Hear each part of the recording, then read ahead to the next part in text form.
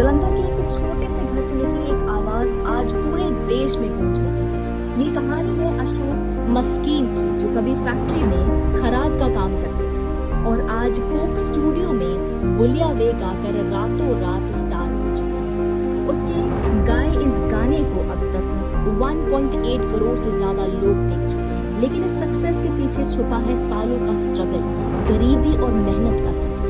अशोक मस्कीन जलंधर के मकसूदा एरिया से बिलोंग करते हैं। बचपन से ही उन्हें गाने का बहुत शौक था। स्कूल में अपनी पढ़ाई से ज्यादा मन म्यूजिक में लगता था, लेकिन घर की फाइनेंशियल कंडीशन इतनी वीक थी कि उन्होंने 6th क्लास के बाद स्कूल छोड़ना पड़ा। घर चलाने के लिए उन्होंने फैक्ट्री में बाथरूम टैप्स बनाने और खराद का काम सीख लिया, लेकिन म्यूजिक का सपना कभी खत्म नहीं।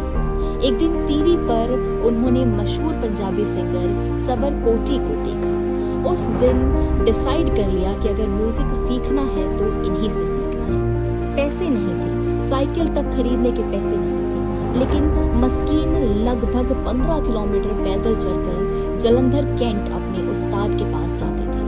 पहले सबर कोटी ने मना कर दिया, लेकिन मस्कीन लगातार 4 दिन पैदल उनके घर पहुंचते रहे। उनकी लगन देखकर आखिरकार उस्ताद ने उन्हें अपना शागिर्द बना लिया। हर थर्सडे फैक्ट्री से छुट्टी लेकर वो म्यूजिक सीखने जाते रहे। 90s में उनके 2 भजन भी रिकॉर्ड हुए, लेकिन पहचान नहीं मिली। वक्त बीतता गया, शादी हुई, बेटी हुई, घर की जिम्मेदारियों के बीच म्यूजिक कहीं दब सा गया, लेकिन रियाज कभी नहीं रुका। फिर एक दिन एक सिंपल सी रील ने उनकी पूरी जिंदगी बदल दी।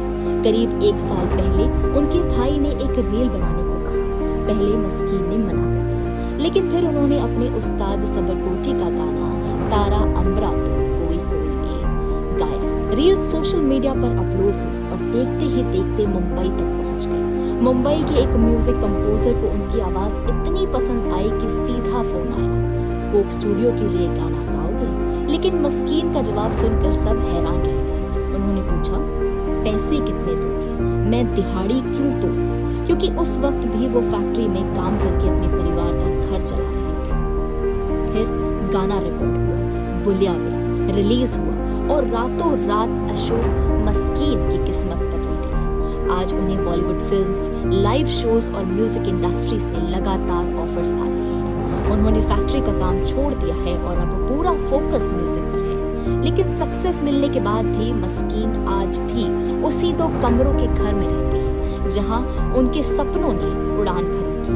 उनकी वाइफ और बेटी को आज भी उन पर बहुत गर्व है और शायद कहीं उन पर उनके उस्ताद सबरकोटी भी अपने इस शागिर्द की सक्सेस देखकर मुस्कुरा रहे होंगे। ये सिर्फ एक सिंगर की स्टोरी नहीं, ये उस मेहनत की कहानी है जो कभी हार नहीं मानी।